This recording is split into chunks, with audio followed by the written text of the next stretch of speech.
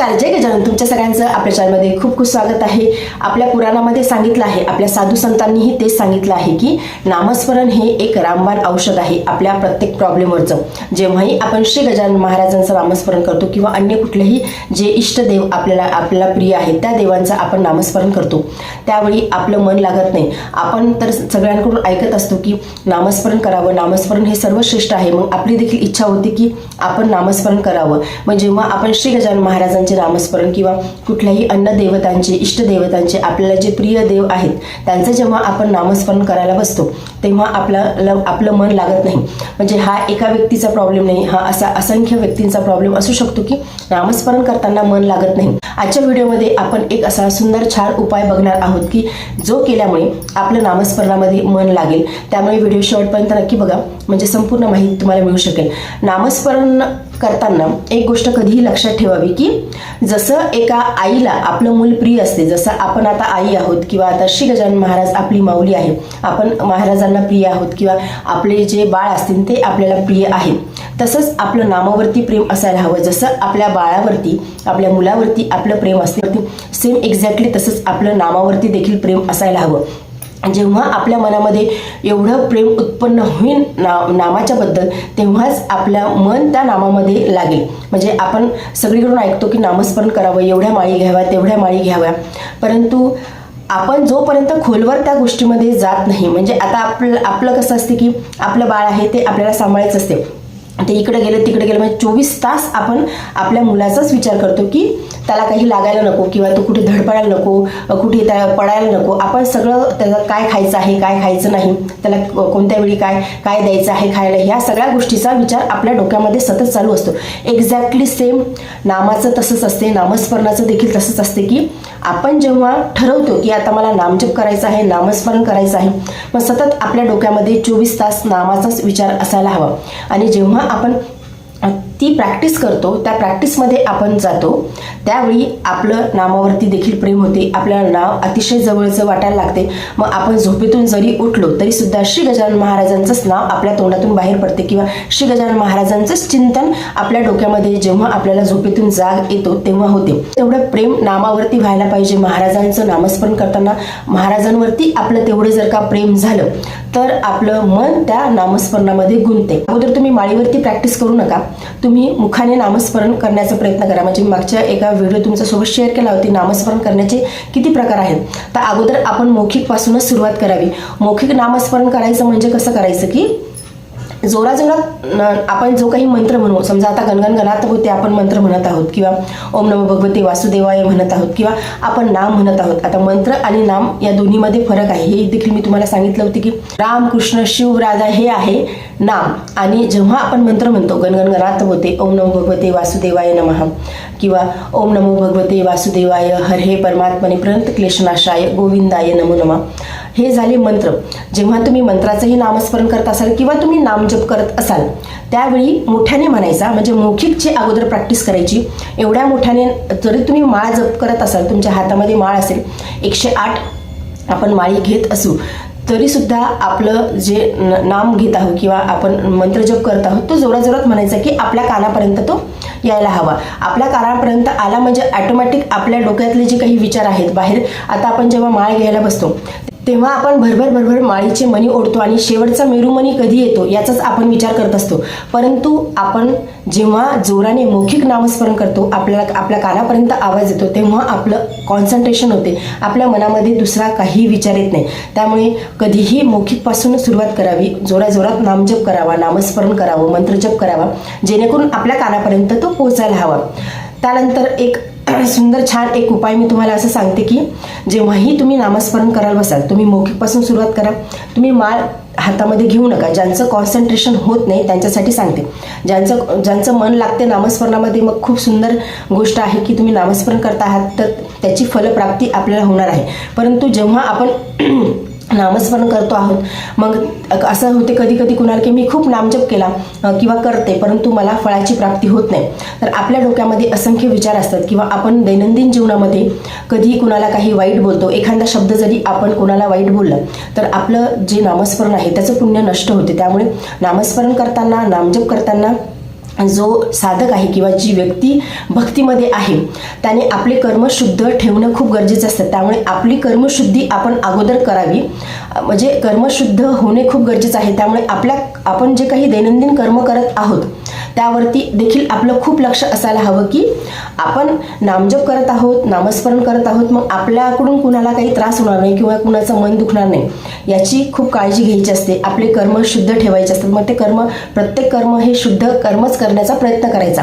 आता एक सुंदर छान उपाय असा आहे की जेव्हा तुम्ही नामस्मरण करायला बसाल, ज्यांचं मन लागत नाही त्यांनी अगोदर इथपासून सुरुवात करा की नामस्मरण करायला बसायच्या अगोदर तुम्ही हातामध्ये माळ घेऊ नका किंवा हातामध्ये तुम्ही अगोदर माळीवरती प्रॅक्टिस करू नका. तुम्ही देवासमोर बसायचं आहे, एक दिवा लावायचा आहे आणि ती दिवाची जी ज्योत आहे त्या ज्योतीकडे स्ट्रेट बघायचं आहे. ज्यांचं मन लागत नाही त्यांनी हा उपाय आवर्जून करावा. खूप सुंदर छान उपाय आहे आणि या पद्धतीला त्राटक क्रिया असं म्हणतात. ही त्राटक क्रिया मी लहानपणापासून बघत आलेली आहे. माझी आई ही त्राटक क्रिया करते आणि मी तिला लहानपणापासून बघत आलेली आहे. तिचे जे गुरु होते त्यांनी तिला हे सांगितलं होतं आणि मी तेच तुम्हाला सांगत आहे. तर देवाजवळ आपण जेव्हा बसू तेव्हा दिवा लावायचा आहे. तेलाचा तुपाचा जो दिवा असेल तो तुम्ही लावा. याला काही म्हणजे हरकत नाही की तेलाचाच हवा तुपाचाच हवा असं काही नाही. दिवा लावा. कुठलाही तेलाचा तुम्ही दिवा लावून घ्या. दिवा ॲटलिस्ट 10 ते 15 मिनटं चालायला हवं. म्हणजे एवढ्या वेळ आपल्याला करायचं नाही, परंतु तेल त्याच्यामध्ये एवढं टाका की 10-15 मिनटं तो दिवा चालायला हवा. म्हणजे शक्यतो तुम्ही नंदादीपच घ्या. नंदादीपाची वात ही स्ट्रेट असते त्यामुळे तो दिवा देखील खूप वेळ चालतो. नंदादीपामध्ये तेल टाकायचं, नंदादीप लावायचा आणि ती जी ज्योत आहे आपण जेव्हा दिवा लावतो त्यानंतर ती ज्योत थोडा वेळ अशी हलते तर तिला थोडं स्थिर होऊ द्यायचं आणि त्यानंतर असं मांडी घालून बसायचं. एक स्ट्रेट आपल्याला त्या ज्योतीकडे बघायचं आहे. आता जेव्हा आपल्या डोळ्याला असं वाटेल की डोळे खूप भारी झाले, डोळ्याला ताण बिलकुल द्यायचा नाही. अतिशय शांततेने आपल्या डोळ्यांना देखील त्रास होणार नाही अशा पद्धतीने त्या दिव्याच्या ज्योतीकडे बघायचं आहे आणि आपलं नामस्मरण किंवा तुम्ही जो काही मंत्र जप करत आहात, तुम्ही नाव घेत आहात ते तुम्ही म्हणत राहायचं. परंतु दिव्याच्या ज्योतीकडचं जे लक्ष आहे ते हलू द्यायचं नाही. ते कॉन्सन्ट्रेशन आपल्याला तिथे करायचं आहे.